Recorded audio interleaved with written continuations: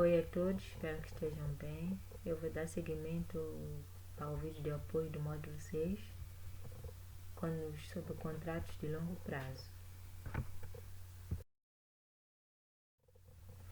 Este é o penúltimo módulo do nosso curso e eu vou estar aqui dando seguimento à apresentação.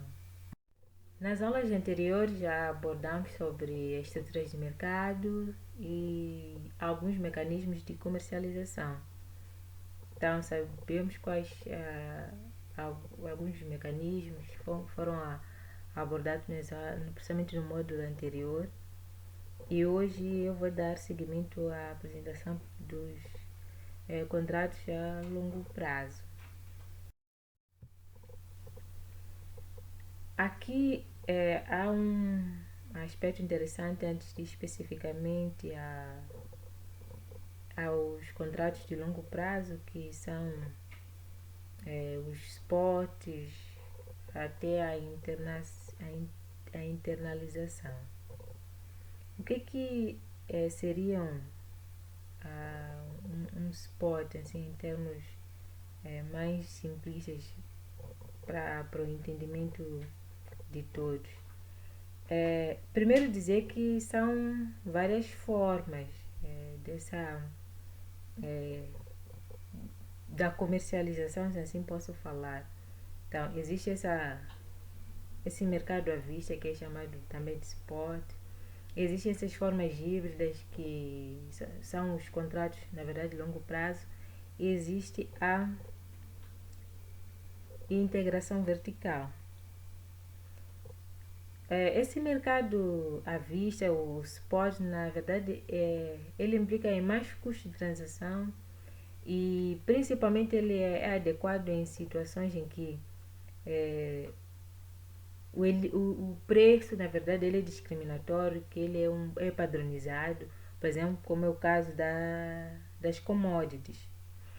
Enquanto que na integração vertical, na verdade, ela permite minimizar os custos de transação e ela é adequada em situações em que existem mais ativos específicos e as transações, na verdade, elas podem ocorrer em situações de elevada incerteza.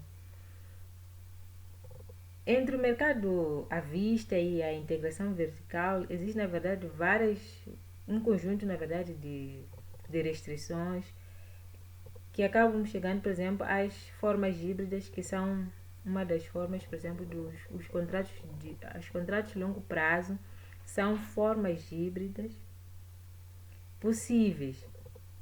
Então, existe, por exemplo, aqui vou entrar já especificamente, que existe, por exemplo, esses contratos que objetivam a regularidade de suprimentos. Existe, por exemplo, as joint ventures, existe, por exemplo, o licenciamento ou franquias, que são essas alianças ou estratégias de contratos de longo prazo e também podem ser de curto prazo, que na verdade esses contratos eles são amparados por lei. Alguns são mais entre confiança entre os envolvidos. Tenho aqui um exemplo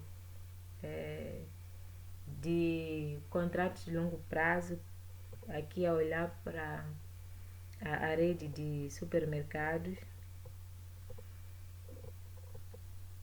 O que seria, qual é essa principal função desse contrato de longo prazo? Na verdade, é facilitar o negócio entre as duas partes. Nesse caso, por exemplo, o cadastro de produtores com elevado padrão de qualidade, que esse padrão dos produtos e que tenham certa regularidade e que precisam desses investimentos específicos. Então, a rede, vou dar o exemplo da Oba Hortifruti, que ela não produz, não produz as suas hortícolas, mas tem contratos com produtores com elevado padrão e que tenham regularidade de fornecimento à obra. Então eles acabam firmando esse tipo de contrato de forma a, a facilitar o seu trabalho ou a diminuir os custos de transação na sua atividade. Existem vários tipos de contratos de longo prazo e depende, por exemplo, dos tipos de investimento das ambas partes que devem estar atreladas uma à outra. Então, também pode ter um impacto num pequeno, num grande negócio entre as partes. Aqui um outro exemplo de alguns contratos de longo prazo. Então, por exemplo, existem vários tipos de contratos a longo prazo. Tem, por exemplo, essas redes, por exemplo, de cafés finos ou gourmets. Então, são, na verdade, uma forma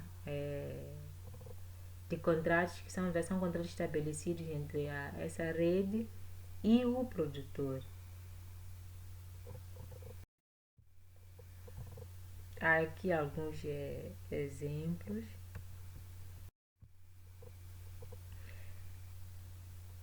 Franquias é um tipo de contrato a longo prazo. O que são as franquias? Na verdade,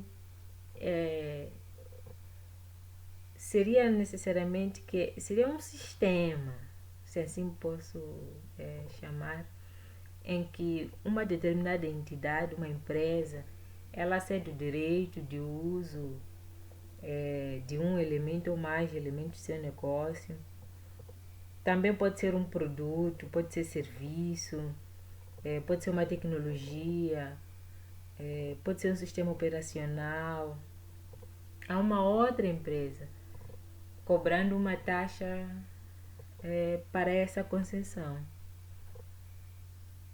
Então, isso acaba concedendo, por exemplo, o nome, logotipo. Então, isso inclui toda a marca daquela empresa específica que concede esse direito. Se for, por exemplo, mais adiante aqui vamos dar, por exemplo, exemplos específicos. Aqui, por exemplo, exemplos específicos de algumas marcas. Por exemplo, vou pegar aqui o Burger King. O Burger King, uma empresa, uma entidade, uma pessoa física ou coletiva, por exemplo, podem comprar esse direito de uso da Burger King. Então eles compram-se com essa taxa, compra-se a marca, também compra-se as tecnologias nessa taxa. A Burger King, ela na verdade vai oferecer todo um aparato de certificação de qualidade, porque a marca ela precisa continuar com o seu padrão. Então eu já estou falando aqui das próximos slides, então vou avançando. Quando é que surgiram as franquias? Elas datam da década 50 nos Estados Unidos, onde surgiram as redes do McDonald's e o próprio Burger King. No Brasil chegaram na década 60 e pelo mundo se globalizou na década de 80. No Brasil, as franquias elas se destacaram mais ou menos na década 90. E desde a década 2000 até em diante, houve mais consistência. Então, tanto as franquias, tanto os franqueados, tanto os franqueadores, eles já estavam melhores preparados e houve uma maior profissionalização desse próprio sistema. Existem várias oportunidades de franquias aqui no Brasil. Eu vou aqui especificar, por exemplo, se for anotar nesse tempo de pandemia,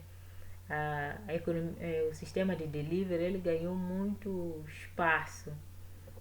Então, há várias redes de delivery que foram surgindo e que antes estavam em outros países e agora se popularizaram, principalmente nesse tempo de pandemia.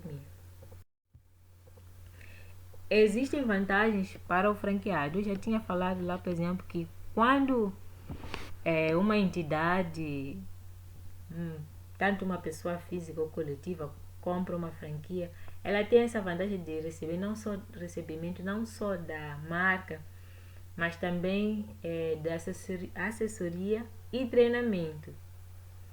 Então, essa é uma das grandes vantagens que essas, essas entidades que compram, elas têm essa grande vantagem de treinamento da própria marca, se assim posso mencionar. Também tem uma grande vantagem para o franqueador, que é essa possibilidade de expandir o seu negócio numa abrangência geográfica maior, que seria mais difícil se fosse o próprio franqueador a instalar essas instalações é, num país, por exemplo. Vou dar exemplo do McDonald's. O McDonald's está tão expandido nos territórios que essa abrangência geográfica foi graças às franquias, porque por si só seria muito mais difícil ter essa abrangência que tem hoje se não fosse pelas franquias. Onde existem vantagens, também existem os problemas. Há também uma crescente, por exemplo, imitação, pirataria e contrabando. Então, e uma das grandes problemas, por exemplo, é essa questão da exigência de padronização. Pegando o exemplo, por exemplo, do McDonald's, a, a exigência de padronização do hambúrguer do McDonald's é uma questão em que, independentemente onde a pessoa consome, se for da rede, precisa ter, por exemplo, a mesma qualidade. E por questões, por vezes, da própria região onde se localiza, às vezes isso é bem complicado e complexo se chegar à mesma qualidade. Existem características para que a pessoa seja um franqueado, entre eles que tem entre uma idade entre 25 e 45 anos, seja da classe média alta. Existem aqui alguns dados, então vou passar aos próximos slides, que são mesmo gráficos que vocês podem ir vendo e analisando.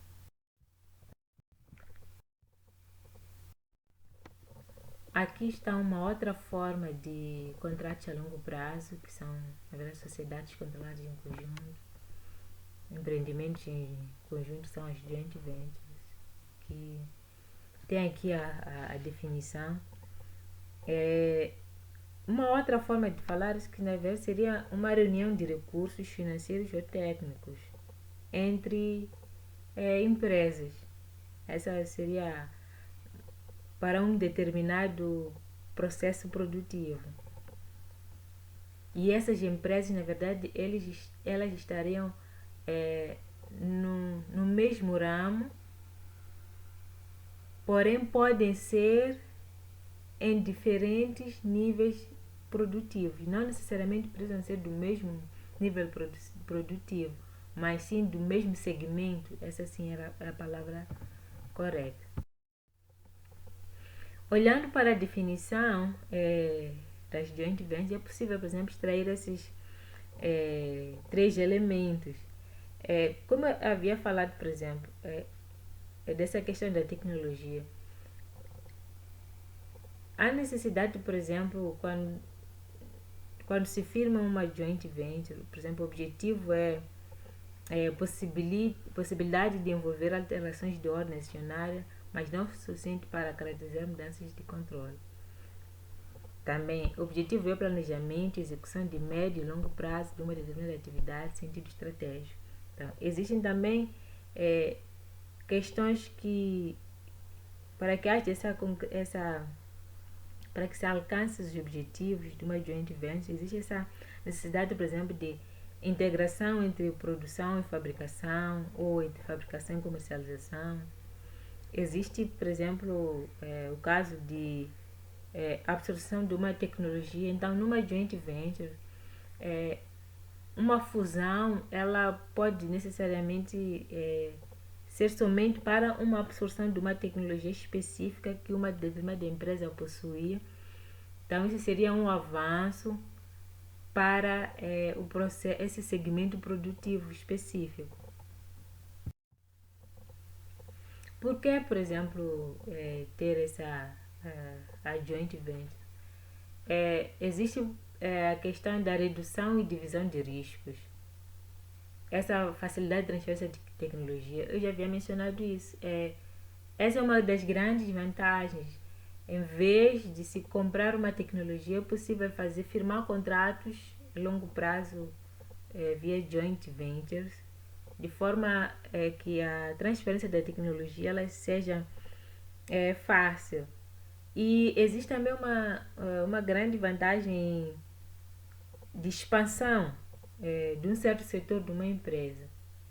Então, há que se vê que existem também essas transpor barreiras de entrada e reduzir o tempo de entrada, entre outros. Não vou aqui mencionar todos os itens aqui listados.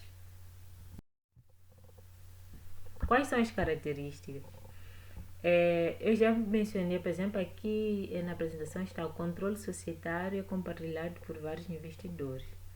Não é uma empresa apenas, não é uma entidade apenas, são várias entidades que se reúnem, que se unem para um objetivo específico. Então, na verdade, duas empresas no mínimo que se juntam para o segmento que eles já de forma individual as empresas já desempenharam, de forma a ter um melhor desempenho na sua função. Então, cada empresa ela vai contribuir de forma específica num determinado setor ou segmento produtivo das empresas. E isso acaba diminuindo os custos, os riscos e os riscos relacionados ao próprio empreendimento, porque isso acaba dividindo o risco entre as duas entidades. E se firmam acordos especiais entre duas ou mais pessoas ou empresas. E o objetivo principal é o lucro. Então, há essa necessidade ao se firmar esse tipo de contrato, que o lucro aumente, porque há diminuição dos custos no segmento da produção. Então, durante a comercialização, os lucros eles vão aumentar. Quais são, por exemplo, as motivações? Existe, por exemplo, vou citar aqui um dos itens aqui listados, que é, por exemplo, aumento no volume de capitais e bens de produção. Então, se uma determinada empresa sozinha tinha certo volume de capital, e ao se firmar os contratos joint venture, ela vai aumentar o seu volume de capital e os próprios bens de produção. Sem contar que há um melhor treinamento da sua mão de obra, porque por vezes, ao se incorporar os contratos, mais a absorção de uma nova tecnologia. Então, isso implica num treinamento mais especializado daquela empresa que entra nesse segmento produtivo. Existem aqui alguns passos para a formação, estão aqui listados, não vou aqui mencionar. Então, existem também questões, preocupações competitivas dentro dessas joint ventures, dessa fusão desses tipos de contratos. Então, vou aqui, por exemplo, colocar um item, mencionar o item que é eliminar ameaças de concorrentes potenciais. Então, essa é uma das formas, ao observar que uma determinada entidade, empresa, ela pode ser um concorrente potencial, pode ser uma forma de diminuir essa concorrência e firmar um contrato com a mesma entidade e trazer ela e acabo eliminando essa questão de concorrência. E isso, a um longo prazo, isso acaba criando um certo monopólio no próprio mercado. E se for haver algumas redes por aí, já têm trabalhado desse modo. Está aqui alguns exemplos. Daqui em diante são mais informações que eu acredito que não precisam de alguma explicação. Caso precisem de mais detalhes, de mais informação, podem me contactar, podem contactar a professora e espero que tenha esclarecido alguns questionamentos que possam surgir ao longo do vosso estudo.